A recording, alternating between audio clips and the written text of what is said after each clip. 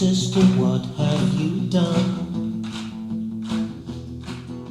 I created High-End Zone to try and serve customers like me who were not well served by a local audio store.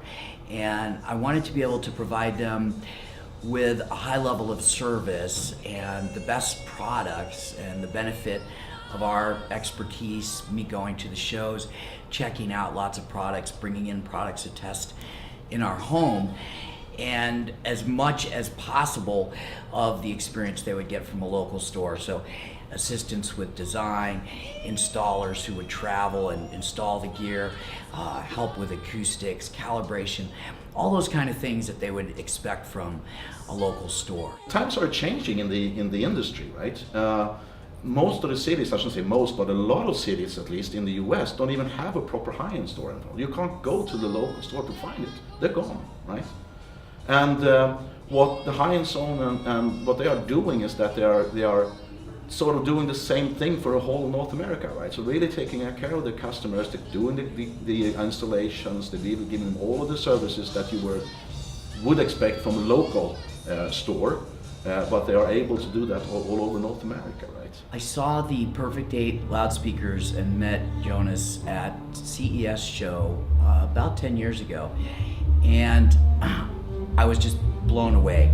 The Perfect 8, when I wanted to do an audio show, that was the speaker I wanted to show with. I was saddened to find that they weren't available the first year, but for this year it was absolutely my choice that we wanted to show with Perfect 8.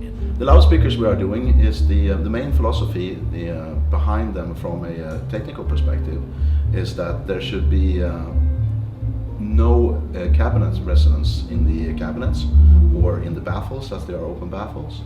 So only the things that should be moving, the membranes, are moving and nothing else is moving, right? Because having a cabinet resonance is just distortion. It was a part of the journey and the quest for getting the perfect sound, right? So that ended us up with the glass look. And this was never the beginning. It was supposed to be a one-off for me, to be honest. But when I saw the look of them, I was like, I'm gonna start a marketing company because this is just too good to not market. They weren't supposed to be glass from the beginning, actually. They were supposed to be wood, but I wanted to dress them in black glass to make them look better.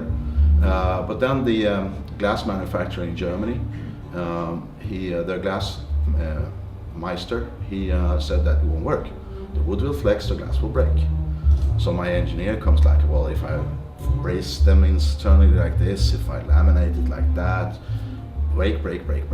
So out of sheer frustration, my engineer then says that, well, what if I make them completely out of glass? And then he said, well, that would work. But the only problem is that glass is a really, really bad material to build loudspeakers out of because you got all this energy storage. Wine glass, like ding, it rings forever. So yes, they won't break, but they won't sound good.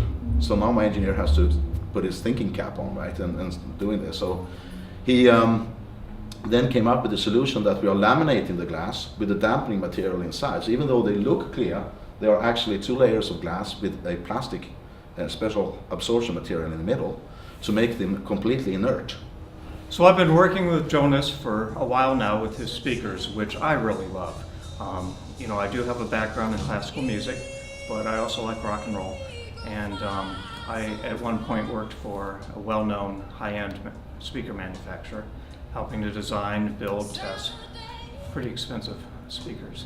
And Perfect 8 speakers I really like because they will do classical and they will rock. They're a pretty amazing speaker, and I'm really happy to be involved working with these speakers and Jonas.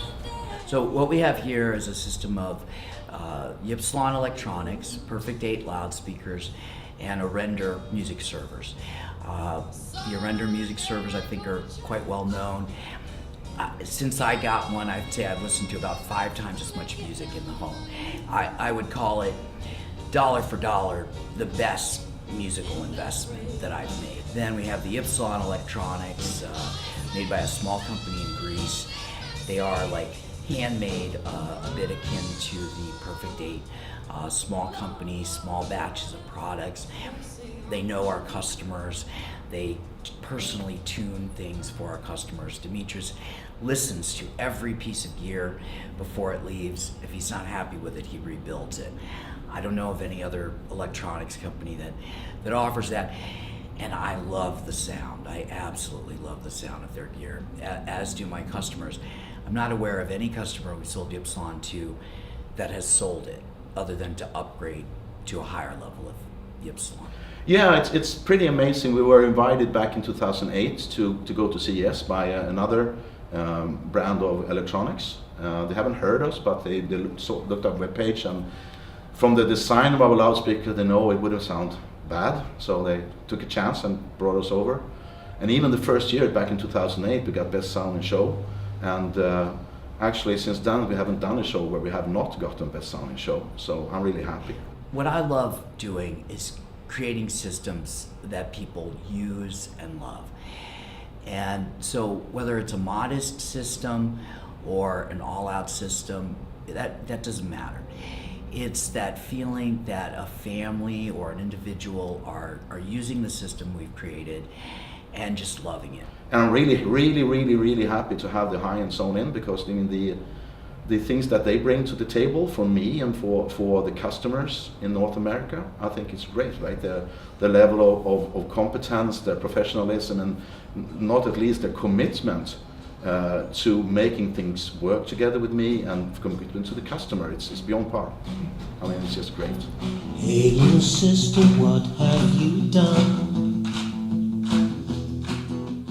Hey little sister, who's the